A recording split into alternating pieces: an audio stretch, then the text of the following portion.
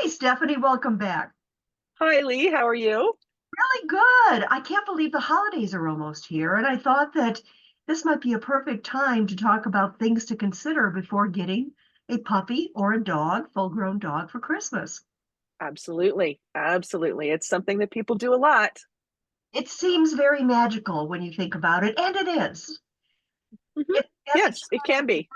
yeah, as a child, if you've ever received a puppy and you really didn't know if you were going to get one or not, there's tons of videos on YouTube of children just bursting into tears. It's so magical, but yet there's a lot of unexpected challenges. And I'm kind of wondering what families should think about beforehand.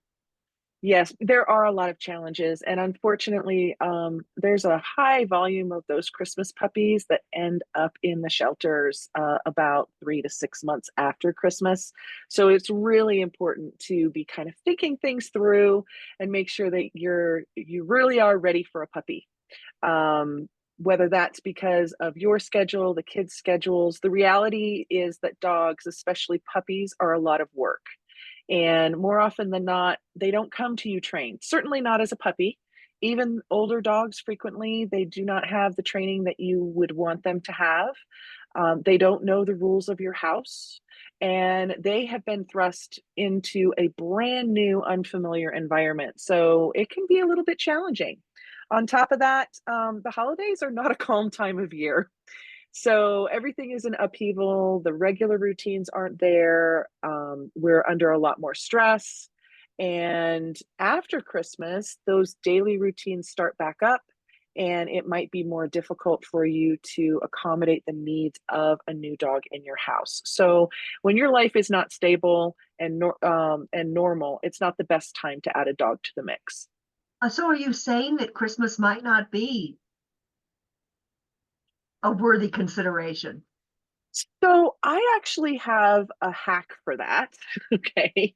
If you really want to get a dog for your kids for Christmas or yourself, it might be better to gift yourself the non-living parts of that for Christmas. And then after the first of the year, when things have calmed down, actually bring the dog or puppy into your home.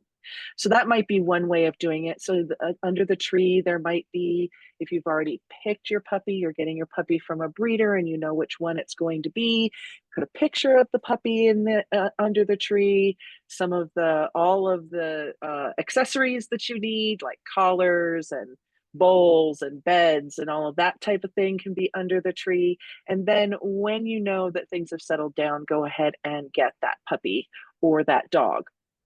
So That, that's one thing that you could do. that would work really well with a child, have Yes. a picture of the puppy, maybe having prearranged with the breeder that you can go and visit the puppy if it is in fact a breeder that you're working with. Hmm. Yep. And then when things settle down, bring the dog into the Yes. house. Very, very important. Exactly.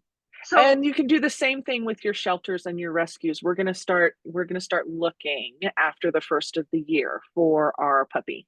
Now that might mean that you're not necessarily going to buy things, as many things, because you don't know what size of puppy or dog you're getting, if you're using the shelters, but you can still make it fun for Christmas and let the kids know that they are getting a dog, and have it come in when things are not so chaotic, because those first bits of time that you're bringing a new dog in are really important to kind of settle them in to your routine, and making sure that they're as comfortable as possible in their new surroundings.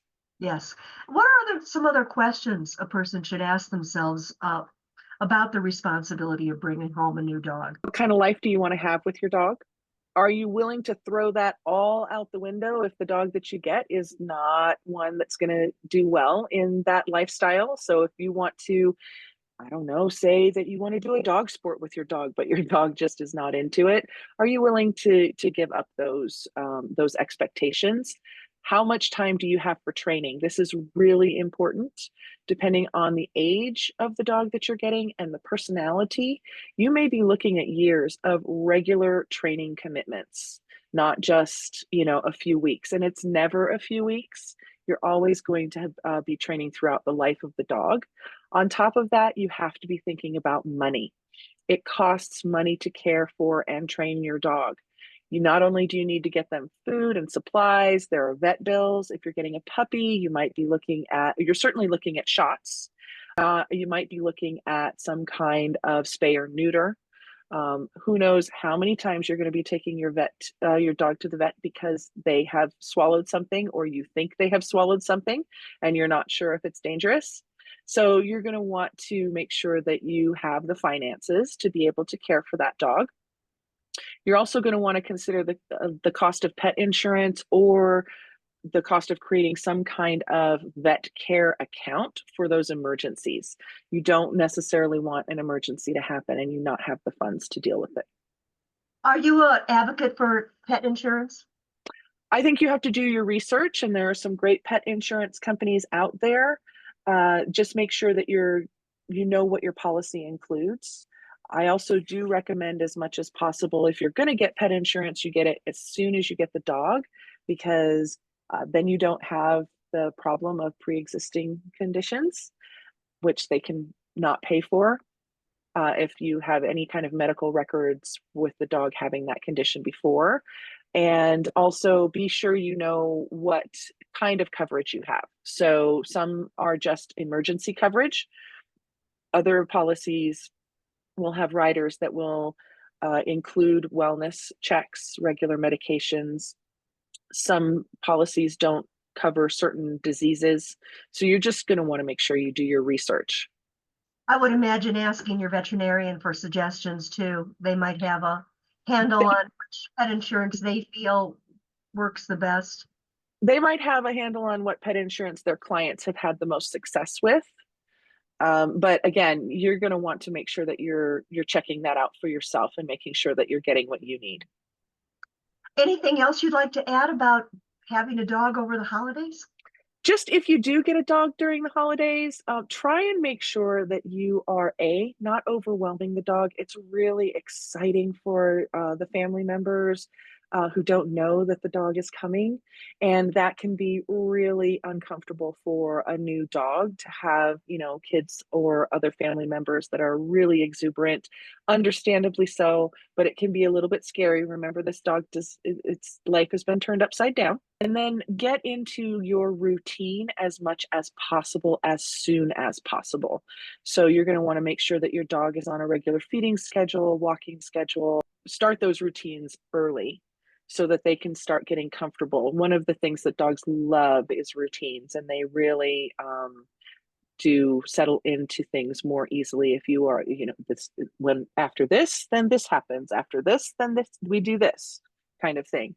And then the other thing is, remember that dogs need more sleep than we do. So even though we're excited about having our puppy, we want to make sure that they're getting enough sleep so that we don't start contributing to those behavior problems that can happen when they're sleep deprived. Just like with people, I know I am not the best when I'm sleep deprived. Right? A little bit grumpy. Well, I hope that those who have watched this video, if you're thinking of getting a dog around the holidays, or you have, please share your stories. We'd like to hear if you had positive experiences, negative experiences. Remember, if you're looking for someone who can coach you and guide you in how to make your dog as comfortable as possible and behave as well as possible, Stephanie is available for you. And you can have a free care call with her anytime. I'll link to that in the notes. We have a lot of other interesting holiday-specific interviews coming up. One, I'll drop the bomb here. Help, my dog wants to pee on my Christmas tree, which we'll probably be doing next. So everybody stay tuned and keep watching, because it's not an uncommon problem, that's for sure. Nope. Thanks, Stephanie, so much. Thanks, Lee. Talk to you next time.